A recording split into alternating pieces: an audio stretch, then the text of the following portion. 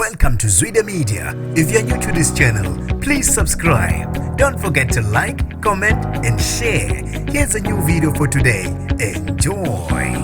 Ukhalelwe ngamasongo kaSigonyela Owesifazane oneminyaka engu-22 eThekwini obengafuni ukwamukela ukwaliwa Isoka waqamba amanga wathi lemdlwengulile. Nginibingelele ngiphinde nginamukele kuphina kuphi lanibala khona le video. Mangoqala usijona lelikhasi wamwelekela igama lami ngosibonga konke wakandwana Mothanda ungangibiza intatheli eka YouTube. Uqine ekhalelwe ngamasongo kaSigonyela Owesifazane oneminyaka engu-22 wase-Sydney eThekwini obefuna kuboshwe owayethandana naye ngokuba amanga ethi umdlwengulile. Lo wesilisa oneminyaka engu-28 ube esephenywa ngamaphoyisa ngezitolo zokudlwengulwa kwabe sekutholakala ukuthi na akakaze amdlwengula lo wesifazane. Amaphoyisa besephenya akabanzi lo wesifazane wagcina esevumile ukuthi yebo ubeqamba amanga ngoba engafuni ukwaliwa Isoka lakhe. Ubeke eseboshelwe icala lokuqamba amanga efungile emthethweni kanti ke ezabe esezimkhalela kanjalo. Amaphoyisa aze-KZN athi lokhu kuzoba isifundo nakwabanye abaqamba amanga njengoba